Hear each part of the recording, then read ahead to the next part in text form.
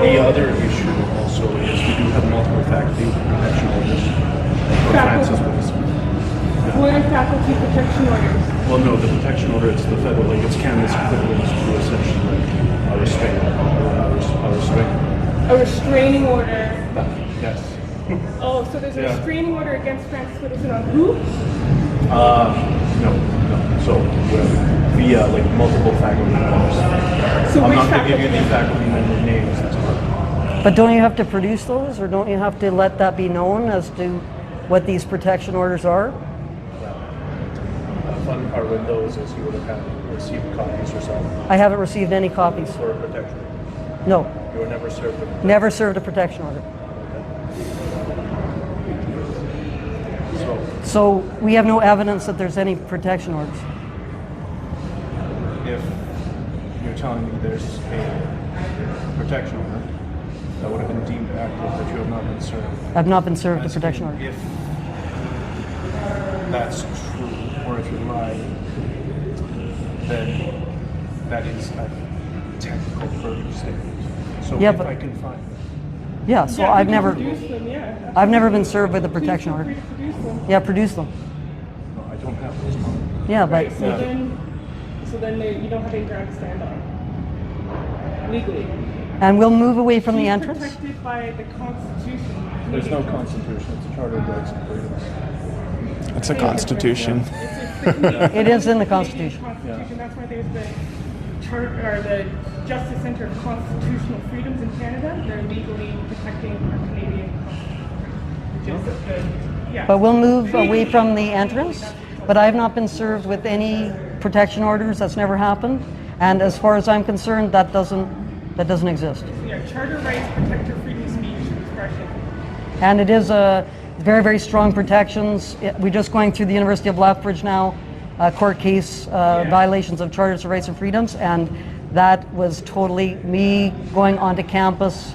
That is a totally acceptable situation. My union has never ever said anything about protections orders, and they would have said that. So we will move away from there, so we're not impeding the. Okay. 2 meters? And if there are no protection orders, then there's no issue. I've never If been there are served. some, I've never been I served. just said there's no issue. But if there are some, even if there are some, and that person does come here, we'll have to leave. Yeah, Sure, yeah, you have to protect. but I need the protection orders. I need to be given evidence of that. Yeah. Yeah. Okay. You're right. Okay. Is that good? Freedom of speech. Thank you. No problem. Do you guys want to stay here and protect us? Because it seems like people don't like us, so maybe we're the ones who need protection. I can stay there. We might need some protection, sweetheart. Yes. Another thing, no. So we've dealt with like impeding gateway. Yeah. But also like just don't approach people. Nope. Understand that? Okay. Yep. Yeah. It's like we can't. We're on a cost to get someone for an opinion. It's because indoor public space. Yep. Understand that? Yep. Sorry, what was that? I don't quite understand. Okay. So just with when it comes to protest, I literally have to go for this speech. This is not today. protest, by the No, way. I know, but it's protest and public speech.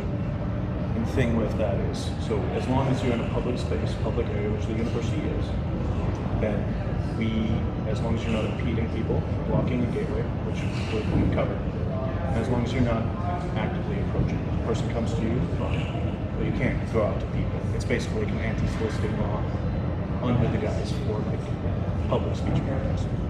Does that make sense? Yep. Yeah. Yeah. Yeah. That's good to know, because sometimes like I will like ask people if they want to participate in the. Because that was the main reason we got called, and then the fact. Oh, because I didn't ask anyone. No, I'm not saying you didn't. Yeah. That would be a different conversation. But the main reason we got called is people don't want their states approached. Understand? Just because this Yeah. is. I think the main reason you got called, if the truth be told, because I saw the woman who made the phone call. She's one of my professors. Right. I'm not going to say her name because I really like her as a person. She gave me a horrible, dirty look, and I saw her making the phone call, and none of her students had even walked by. So Yeah, we haven't had any engagement. It's literally just an ideological thing because she's very pro-indigenization, and so Frances Widdowson is seen as an enemy of that because she's a different point of view. But universities are supposed to be neutral locations where there can be multiple points of view, right? So she was using lawfare, for lack of a better term, to try and create an issue where there was no issue, as opposed to upholding academic freedom and freedom of speech.